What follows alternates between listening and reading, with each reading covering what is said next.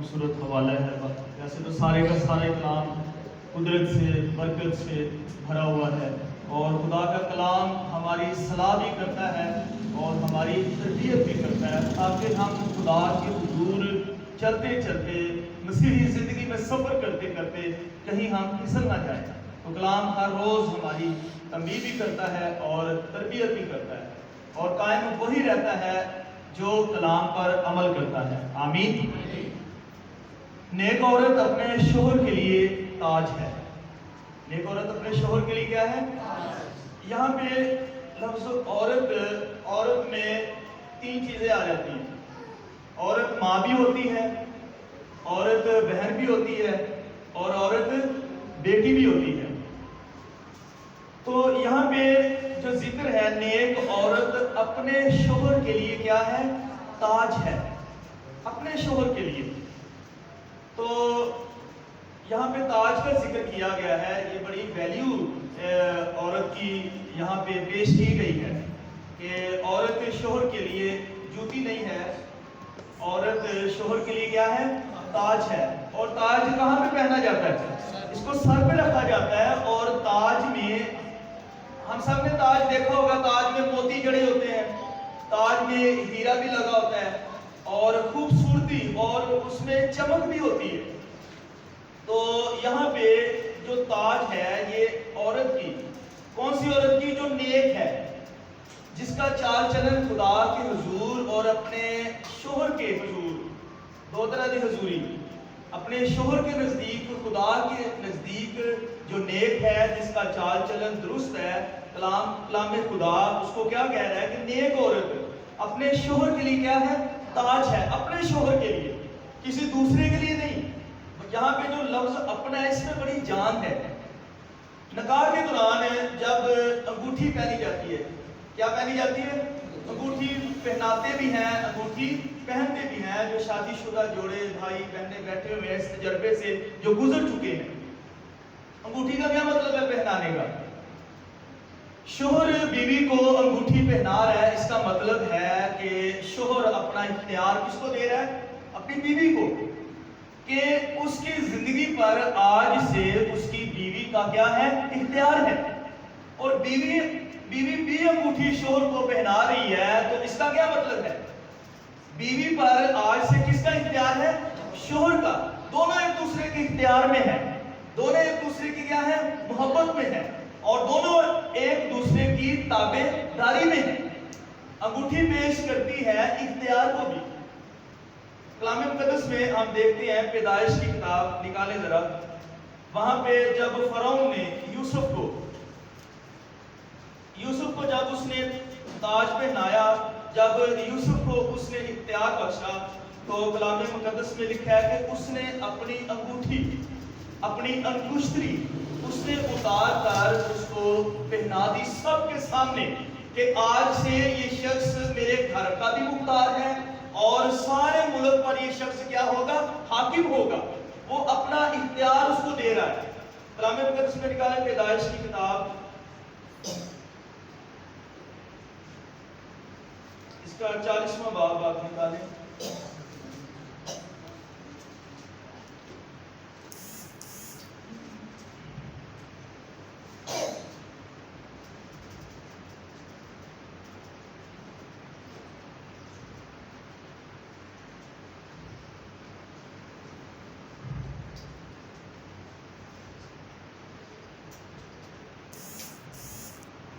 खुदा के कलाम में से 40 इसका 41वां बाब है और 41वीं आयत से हम पढ़ते हैं। और फरौन ने यूसुफ से कहा कि देख, मैं तुझे सारे मुल्क का हाकिम बनाता हूँ।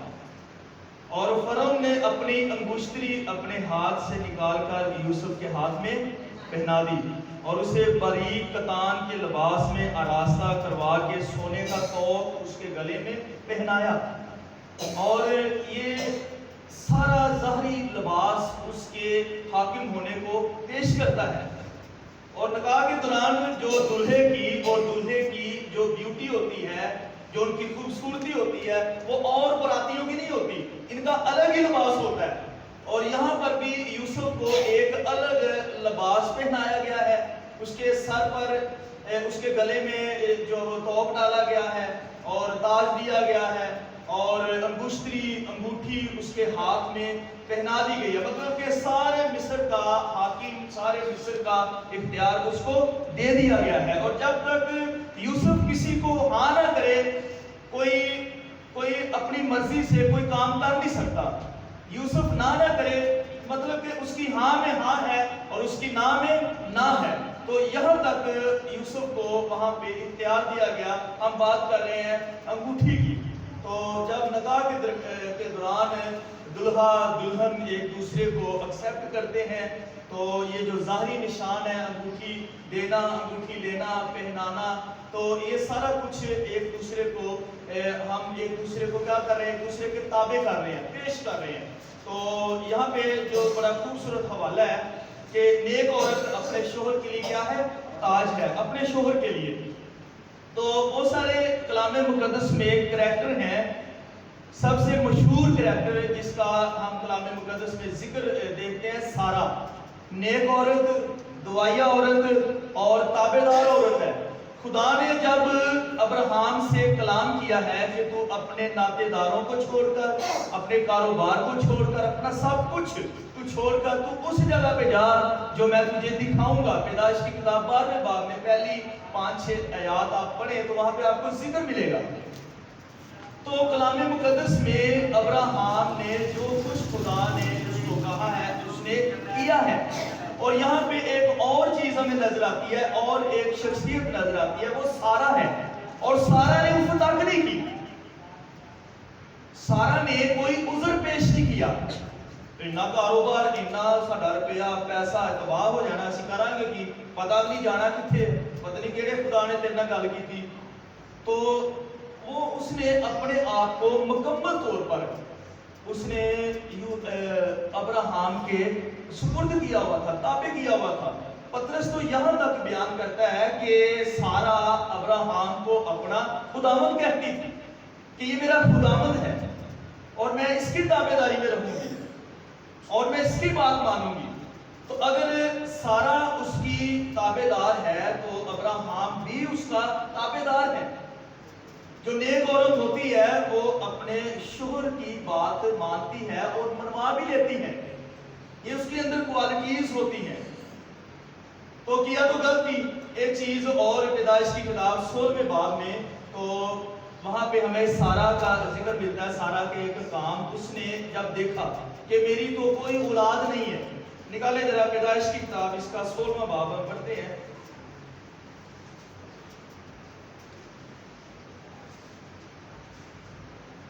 پیدائش کی کتاب اس کا 16واں باب اور اس کی پہلی آیت سے،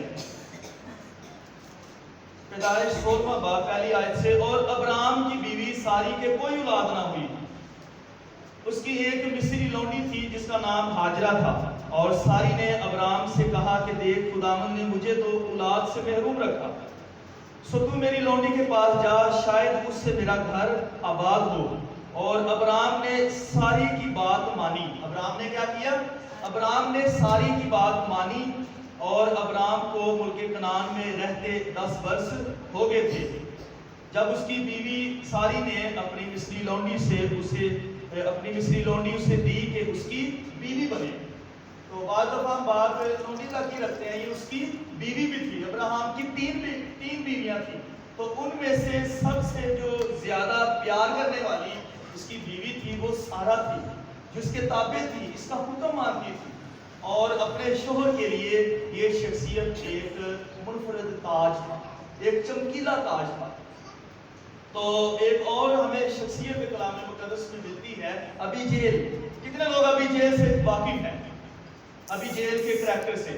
ابی جیل کلام مقدس میں سیموئیل کی کتاب اس کا 25واں باب، پہلا سیموئیل، کلام مقدس میں لکھا ہے یہ عورت بڑی سمجھدار تھی، یہ عورت روح کی ہدایت سے چلتی تھی، لیکن اس کا جو شوہر تھا کلام مقدس میں لکھا ہے وہ بڑا بے وقوف تھا، بڑا حماقتی تھا، تو یہ کسی کے ساتھ کمپرومائز نہیں کرتا تھا۔ عام لفظوں میں کہہ سکتے ہیں کہ اس کا شوہر ایک بدتمیز شخص تھا، اس کو تمیز ہی نہیں تھی۔ تو اس کا برتاؤ بھی دوسروں کے ساتھ، اپنی بیوی کے ساتھ بھی اچھا نہیں تھا۔ تو اس نے کیا کیا، نابال اس کے شوہر کا نام نابال تھا، اور یہ خود فرماتی ہے کہ جیسا اس کا نام ہے ویسی ہی اس کی عادتیں ہیں، ویسی ہی اس کی حرکتیں ہیں، اور وہ ایک خبیث آدمی ہے۔ تو یہ عورت اپنے شوہر کے کیا ہے، تابع ہے۔ یہ اپنے شوہر کے لیے کیا ہے، ایک خوبصورت تاج ہے۔ ہوا ایسا کہ جب داؤد بادشاہ اور اس کے آدمیوں کو بھوک لگی روٹی کے لیے، انہوں نے اپنے آدمی، اپنے لوگ نابال کے پاس بھیجے۔ اس سے پہلے داؤد نے ان کا ایک بڑا کام کیا تھا، تو اس نے پھر جب اس کو ضرورت ہوئی تو اس نے نابال کے پاس اپنے آدمیوں کو بھیجا، اور جب وہ آدمی آئے، اس کے لوگ آئے، تو نابال نے ان کو کلام مقدس میں لکھا ہے کہ بھگا دیا، اور کلام مقدس میں لکھا ہے یہ اتنا حماقتی شخص ہے، اور اس نے کہا کہ داؤد کون ہے؟ اور پھر وہ لوگ واپس گئے اور انہوں نے داؤد کو ساری خبر دی کہ ہمارے ساتھ ایسا ایسا ہوا۔ تو پھر داؤد نے ارادہ کیا کہ وہ نابال کو قتل کرے گا، نابال کو صفحہ ہستی سے مٹا دے گا، اس کی نسل تک وہ رہنے نہیں دے گا۔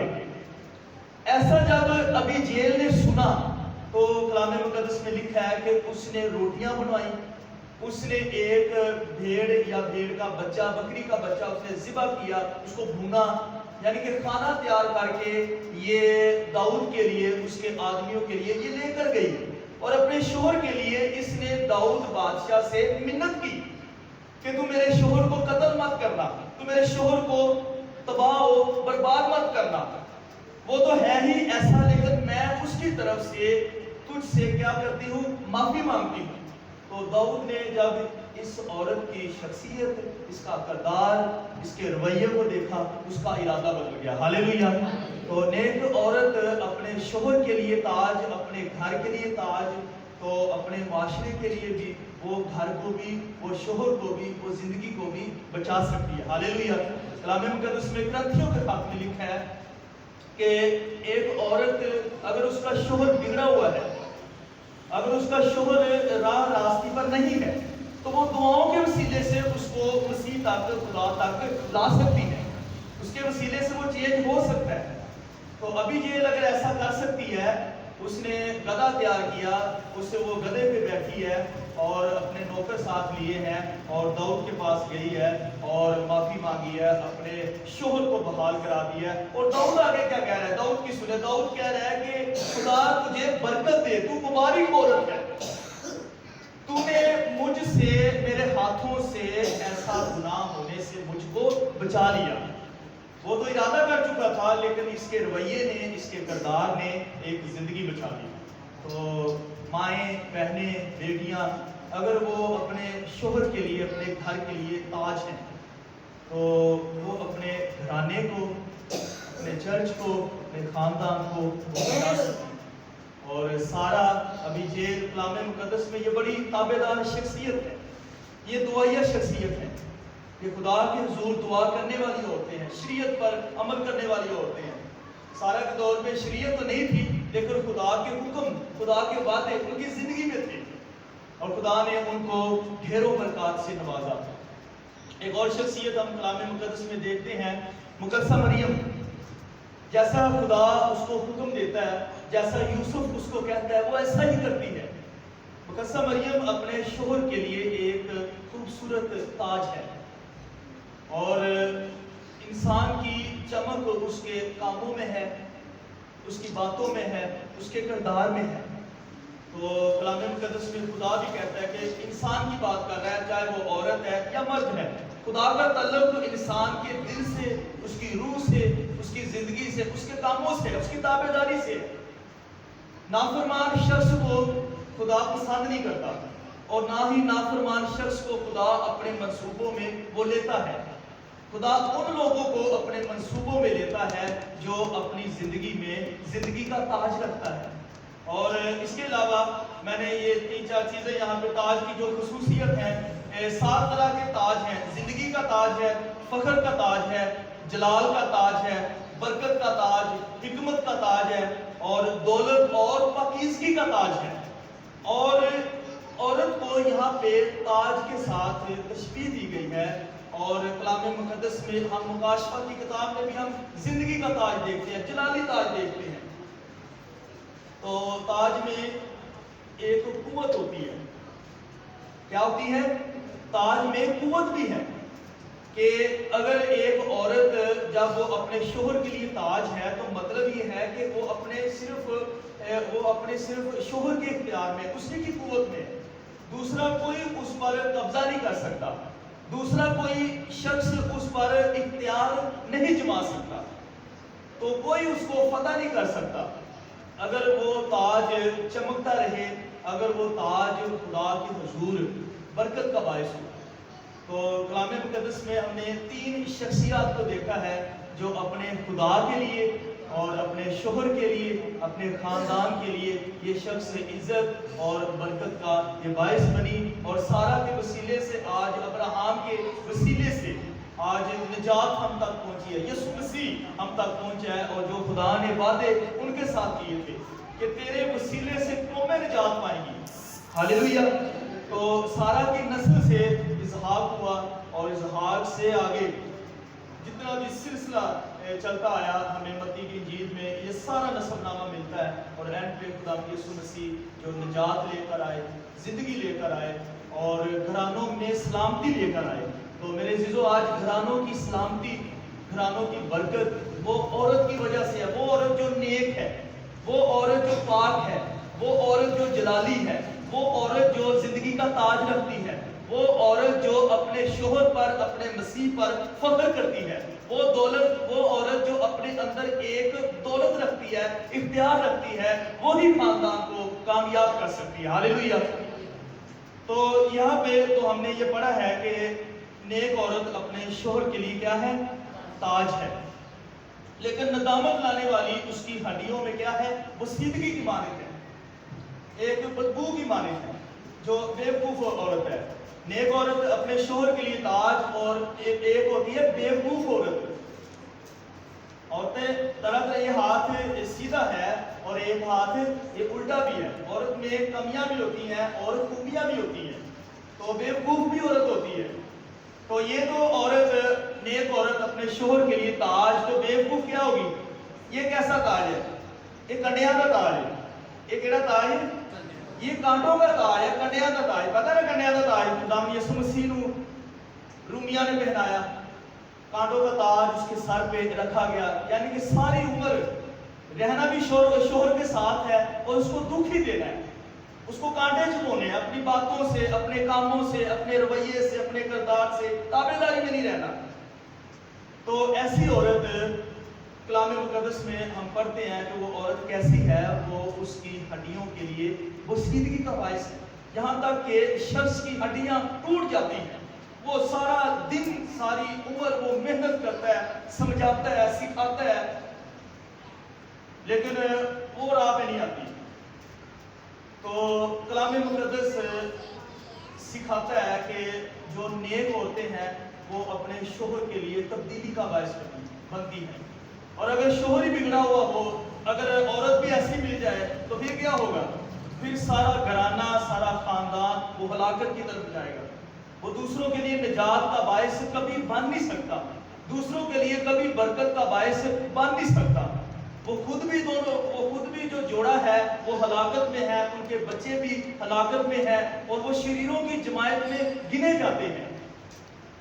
تو میرے عزیزو, کلام مقدس ہمیں یہ سکھاتا ہے کہ اگر ہم ایک خاندان میں زندگی بسر کر رہے ہیں تو ہمیں خدا کے حضور ہمیں نیک اعمال بھی کرنے کی ضرورت ہے. مسیح میں آگے ہیں تو یعقوب رسول بھی اس چیز کی جب وہ گواہی دیتا ہے کہ اگر ہم ایمان سے ہی ہم زندہ رہیں, اگر ہم اعمال نہیں کرتے تو ہمارا جو ایمان ہے وہ خدا کے حضور کیا ہے؟ وہ مردہ ہے. اگر ایک بہن وہ صرف دعا بڑی کرتی ہے, بائبل بھی پڑھتی ہے, خدمت میں بھی ہے, اور گھر میں اس کا چال چلن کیسا ہے؟ گالیاں ہیں, اپنے شوہر کے ساتھ لڑائی جھگڑا ہے, تو اس کی خدمت کامیاب ہوگی؟ اس کی دعاؤں کا فائدہ, اس کے بائبل پڑھنے کا فائدہ, اس کی خدمت کا فائدہ. تو کلام مقدس انسان کے کریکٹر سے بڑا وابستہ ہے۔ خدا کا کلام انسان کی شخصیت میں جو اس کا کردار ہے، روحانیت ہے، پاکیزگی ہے، اس کو دیکھتا ہے۔ تو ہم نے عورت کے بارے میں دیکھا ہے جس میں مائیں بھی ہیں، بیٹیاں بھی ہیں، بہنیں بھی ہیں۔ نیک عورت اپنے شوہر کے لیے تاج ہے، لیکن جو بیوقوف عورت ہوتی ہے وہ اپنے شوہر کی ہڈیوں کے لیے کیا ہے؟ بدبو ہے، اسمیل ہے، بسیدگی کی مانند ہے۔ تو میرے عزیزو، اگر ایسی حالت ہے تو ہم خدا کے نہ یہاں پہ کوئی اجر ہے تو نہ آسمان پہ۔ ایک جوڑا تھا، 6 چاچے، نام نہیں میں لینا چاہتا۔ اچھا، وہ دعا بڑی کرتے تھے، دن کا آغاز دعا سے، رات کا اینڈ بھی دعا سے، کلام بھی بہت جانتے تھے۔ تو میٹنگیں بھی کروانی، خدا کے خدام کو اپنے گھروں میں انہوں نے انوائٹ کرنا، بلانا، دعائیں کرنی، لوگوں نے آنا۔ اچھا، تو ہفتے بعد، 10 دن بعد ان لوگ دونوں نے اتنا لڑائی جھگڑا کرنا، لوگوں نے پھر حیران ہو جانا۔ اور ایک شخص جس کے وسیلے سے نیا چینج ہوا، اچھا، وہ شخص ان دونوں کو کہتا کہ اگر تمہاری یہاں پہ نہیں بنتی تو کیا آسمان پہ بنے گی؟ اگر اتنے نہیں تھا میل ملاپ، تسی ایک دوسرے میں کمپرومائز نہیں کرتے، اتنے کی کرنا ہے؟ تہاڈیاں دعاواں، تہاڈیاں میٹنگاں کرانا، تو یہ سب فضول ہے۔ تو بعض دفعہ ایسا ہی ہوتا ہے، صرف ادھر تو ہم نے عورت کو دیکھا ہے، بعض دفعہ شوہر بھی کئی ایسے ہی ہوتے ہیں۔ تو جب خدا کا کلام ہے تو یہ دونوں کے لیے کیا ہے؟ ایکول ہے، برابر ہے۔ عورت کے لیے بھی اتنی ہی تعلیم ہے اور شوہر کے لیے بھی اتنی تعلیم ہے۔ تو باقی گھر کو جو مینٹین کرنے والی شخصیت ہے، ہم سب جانتے ہیں، وہ مائیں ہیں، بہنیں ہیں، بیٹیاں ہیں، عورتیں ہی ہیں۔ آئے ہم سب اپنے سروں کو خدا کی حضور جھکائیں، خدا کے اس زندہ کلام کے لیے ہم اس کی شکر گزاری کریں۔